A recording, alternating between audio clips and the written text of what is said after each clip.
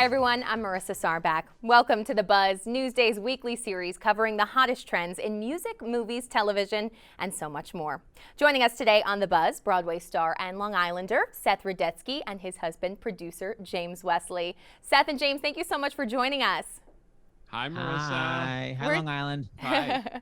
We're so excited to have you with us. And I know we're talking a lot about Broadway today because the COVID-19 pandemic has impacted the arts immensely. In particular, we've really noticed it in the form of Broadway here in New York. So you both have come up with a very cool idea to live stream a series with different celebrities and guests, all to help out actors who are struggling during this time. So can you tell us exactly how you came up with the concept for Stars in the House? Yes, but I want to just qualify it. It is for something called the Actors Fund, but it's not just for actors. It is for anybody in the arts. So actors, singer, dancers, everybody backstage, ushers, anyone that works the camera, publicity, anyone who works in the arts can get help from the Actors Fund. And we knew people were going to be desperate for help because all income basically stopped last March. So we started this live show where we interview tons of celebrities and reunion shows I mean, my gosh, the TV shows we've done, everything from Grey's Anatomy to ER only 2 weeks ago with George Clooney. Frasier, Taxi, plus tons of Broadway show reunions, Cats, A Chorus Line, Jagged Little Pill. So we have these, basically it's a talk show at 8 p.m. Eastern that's live, and then it stays up online. People can watch it. They go to starsinthehouse.com, and while people are watching and enjoying it, it's not just chat. There's also a lot of live performing.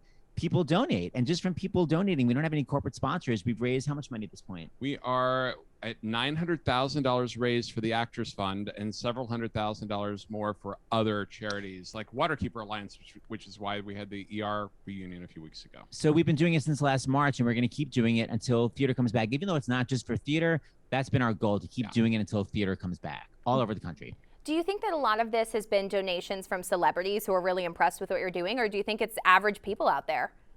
That's been the amazing thing, is it's the average viewer is probably, I think the average donation is about $40 from all over the country, every state, all over the world. The world. We have people from Ireland, Germany, Russia. I mean, people watch all over. It's not been no corporations. Yeah, it's not been for celebrities. Celebrities have been amazing, and they've done our show. And we've had a lot of celebrities actually say, "I'll match tonight's show." Right. But it's been really from just people that feel bad that all these artists are unemployed. We have an amazing fan base, and they keep sending in money. We can't believe We're still amazed. Yeah, that people are still sending money. It's incredible. I can imagine it was no easy feat for the two of you as well, because you've been working on this for over a year now. You must put in a lot of time and energy to coordinate each episode.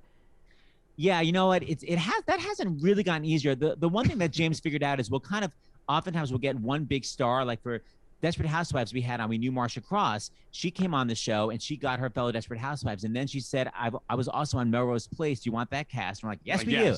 So we'll kind of get one star to get their cast together. And Dana Delaney, who was on Desperate Housewives, was like, okay, I can do China Beach. So we were like, great, let's do China Beach. So that's sort of how it's been. That's been good. But we have, I mean, this is our guest room. This is dedicated to a studio. And then our other room, which is our office for writing, that James has this giant board where every single day is marked off of who the next guest is. So it is a lot of work, but I mean, we have to do it. I mean, people are really struggling. The Actors Fund gives money. It's basically for people's rent, for their grocery bills, and for their health medical insurance. Health insurance. I mean, people are desperate, man.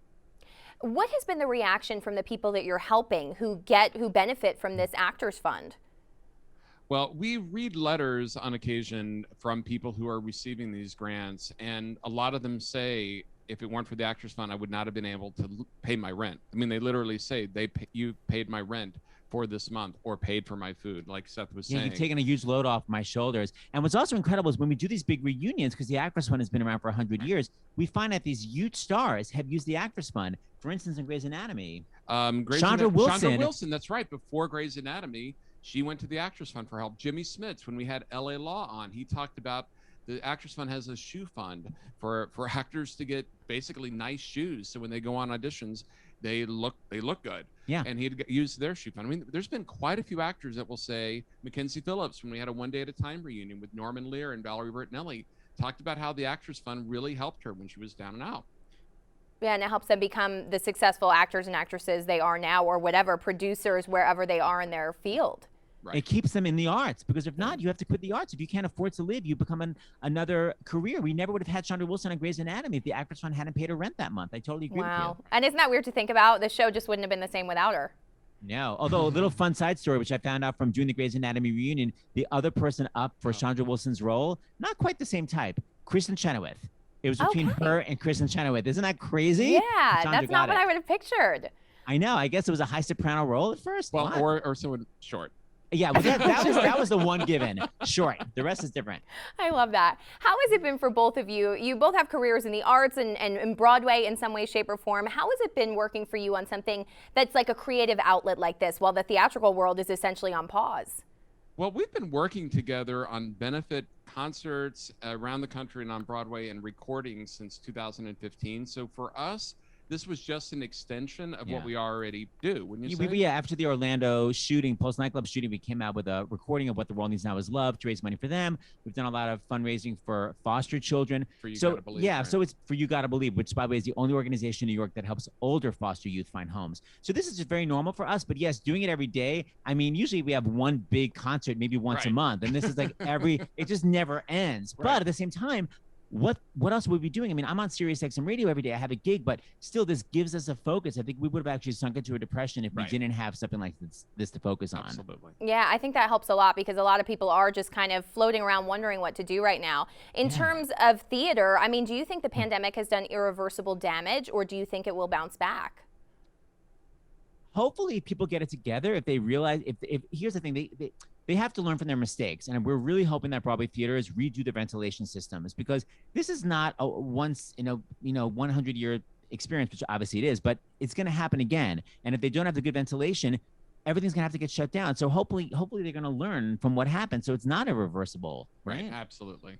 Yeah, and we are talking about the performing arts coming back, theaters opening. You know, we're getting closer as we head into the summer here or further into the spring right now. So when things reopen, what will both of you be seeing for your first show?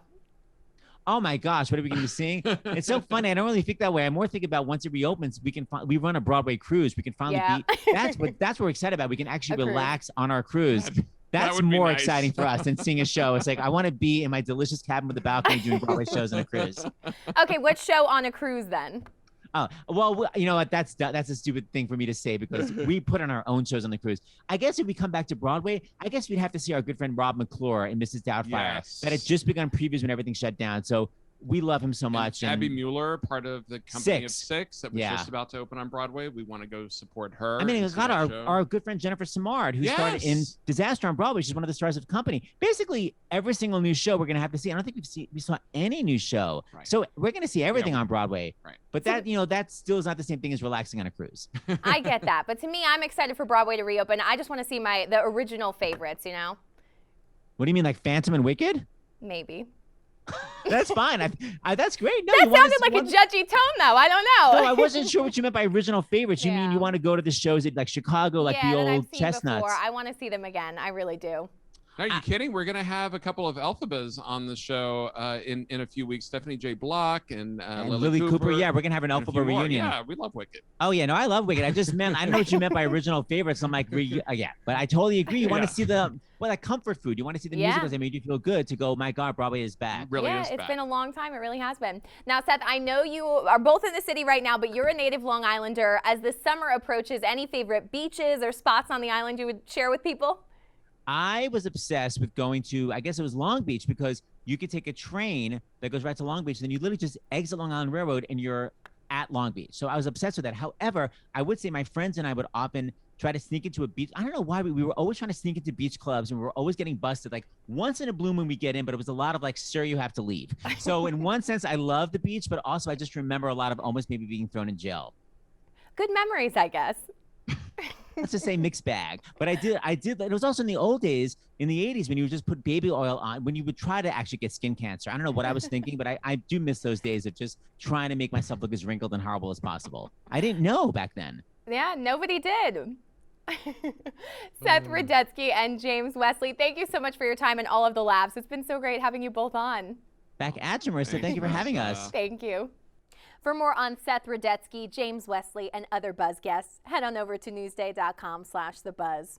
All episodes of James and Wesley's Stars in the House can be found anytime on YouTube or at starsinthehouse.com. For Newsday's The Buzz, I'm Marissa Starback.